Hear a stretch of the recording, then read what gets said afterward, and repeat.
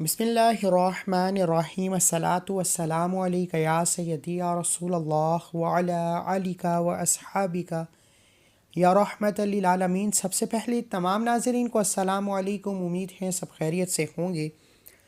آج نماز عصر کے بعد صرف 3 بار یہ سورت پڑھ کر دیکھ لیجئے، 3 دن میں 300 کروڑ مل جاتا ہے۔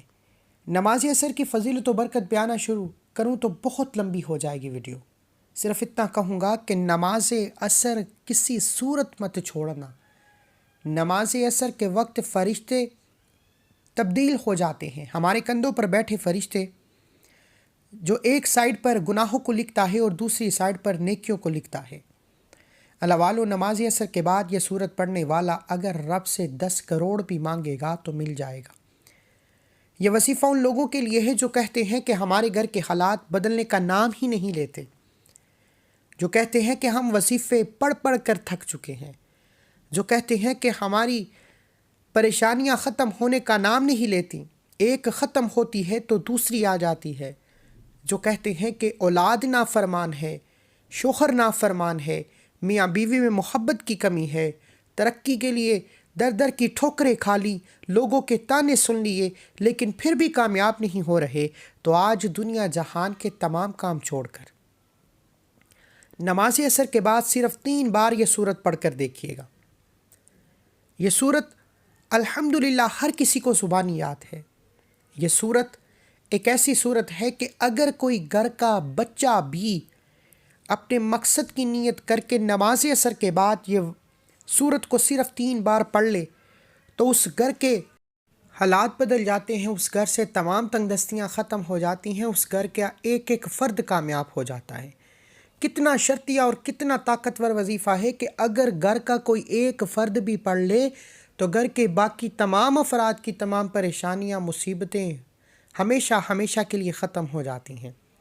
اللہ والو، اگر آپ میں سے کوئی رزق کی تنگی کی وجہ سے پریشان ہے، آپ میں کوئی بے روزگار ہے، روزگار کے لیے پڑھ لے، بے اولاد ہے، اولاد کے لیے پڑھ لے، قرض دار ہے، قرض سے نجات کے لیے پڑھ لے، من پسند نوکری کے لیے پڑھ لے، من پسند شادی کے لیے پڑھ لے، بیمار ہے بیماری سے شفا کے لیے پڑھ لے۔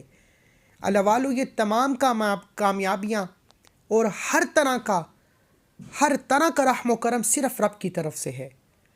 جب ہر شے پہ رب قادر ہے، دنیا میں موجود پتہ بھی رب کی مرضی کے بغیر ہل نہیں سکتا، تو پھر ہم کیوں در در کی ٹھوکریں کھاتے ہیں؟ ہم کیوں لوگوں کے تانے سنتے ہیں؟ ہم کیوں اپنے ایمان سے ہٹ جاتے ہیں، سیدھے راستے سے بھٹک جاتے ہیں، جعلی پیروں فقیروں کے چکروں میں پڑ جاتے ہیں؟ خدا را، ہم اپنے راستے سے بھٹک کر رب کو ناراض کر لیتے ہیں، پھر رب جس بندے سے ناراض ہو جائے اس بندے کے وظیفوں کا، دعاؤں کا اور اعمال کا کوئی فائدہ نہیں ہوتا۔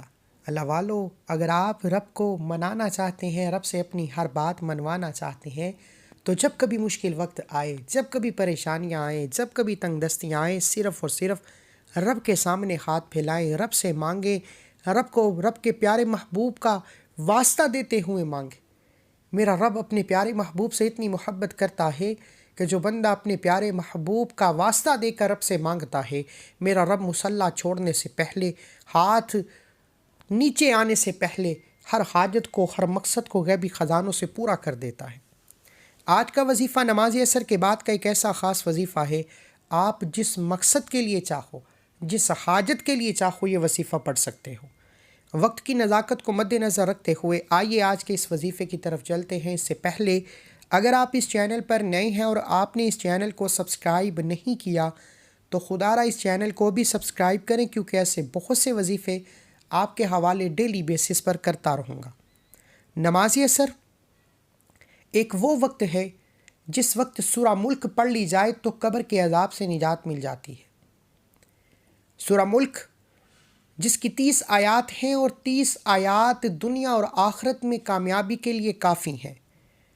اللہ والو، لیکن آج کا جو وظیفہ ہے وہ نماز عصر کے بعد 3 بار جو سورت پڑھنی ہے وہ آپ کی آسانی کے لیے آپ کو بتا رہا ہوں۔ نماز عصر کے فوراً بعد پڑھ لیں یا مغرب کے بعد پڑھ لیں، یعنی نماز عصر کے بعد رات سونے سے پہلے آپ یہ وظیفہ کسی بھی وقت پڑھ سکتے ہیں۔ آپ دکان، دفتر، کاروبار جہاں موجود ہیں یہ وظیفہ پڑھ سکتے ہیں، جگہ کی کوئی پابندی نہیں۔ باوضو مصلی پر بیٹھ کر سب سے پہلے ایک بار اعوذ باللہ من الشیطان الرجیم، ایک بار بسم اللہ الرحمن الرحیم پڑھ کر وظیفے کا آغاز کرنا ہے اور اپنے مقصد کی نیت کرنی ہے۔ آپ کو گھر چاہیے، گاڑی چاہیے، رزق اور دولت چاہیے، آپ کی جو بھی حاجت ہے، جو بھی مقصد ہے، اپنے تمام مقاصد کی نیت کرنے کے بعد آپ نے وہیں بیٹھے آنکھوں کو بند کرنا ہے اور نبی کریم صلی اللہ علیہ وآلہ وسلم کی ذات پر درود پاک پڑھنا ہے۔ صلی اللہ علی محمد پڑھ لیں، صلی اللہ علیہ وآلہ وسلم پڑھ لیں۔ بہترین تو یہ ہے کہ آپ نماز والا درود ابراہیم پڑھیں، اور الحمدللہ درود ابراہیم ہمارے گھر کے بچوں کو آتا ہے۔ نماز عصر کے بعد درود ابراہیم کم از کم ایک مرتبہ لازمی پڑھیے گا۔ درود ابراہیم پڑھتے ہی اپنے مقصد کو ذہن میں رکھتے ہوئے پہلے نمبر پر جو وظیفہ آپ نے پڑھنا ہے وہ وظیفہ رب کعبہ کے ایک نام کا وظیفہ ہے۔ پہلے نمبر پر آپ نے ایک وظیفہ یا غنیو پڑھنا ہے۔ یا غنیو کو آپ نے صرف اور صرف 11 بار پڑھنا ہے۔ یا غنیو، یا غنیو، یا غنیو، یا غنیو کو آپ نے صرف 11 بار پڑھا۔ نماز عصر کے بعد بسم اللہ الرحمن الرحیم پڑھ کر اپنے مقصد کی نیت کرتے ہوئے ایک بار درود ابراہیم پڑھنے کے بعد پہلے نمبر پر جو وظیفہ ہے وہ رب کے ایک صفاتی نام یا غنیو کا وظیفہ ہے، آپ نے 11 مرتبہ پڑھنا ہے۔ 11 مرتبہ یا غنیو پڑھنے کے بعد اب دوسرے نمبر پر جو وظیفہ ہے وہ نماز عصر کے بعد 3 بار اس سورت کو پڑھنا ہے۔ آپ نے 3 بار سورہ کوثر پڑھنی ہے۔ انا اعطیناک الکوثر فصلی لربک وانحر ان شانئک هو الابتر۔ آپ نے صرف اور صرف 3 بار سورہ کوثر پڑھنی ہے۔ 3 بار سورہ کوثر پڑھنے کے بعد آپ نے پہلے تو یاد رکھیے گا کہ یا غنیوں سے میرا رب فقیری کو بادشاہی میں بدل دیتا ہے، یا غنیوں سے میرا رب مانگنے والے کو بانٹنے والا بنا دیتا ہے۔ سورہ کوثر سے رزق کے 300 دروازے کھل جاتے ہیں۔ سورہ کوثر سے رحمتوں و برکتوں کی برسات ہو جاتی ہے۔ سورہ کوثر سے ہر طرح کی مشکلات، رکاوٹیں، بندشیں ٹوٹ جاتی ہیں۔ اب دوسرا وظیفہ 3 بار سورہ کوثر پڑھنے کے بعد آخری وظیفہ 11 بار استغفار پڑھنا ہے۔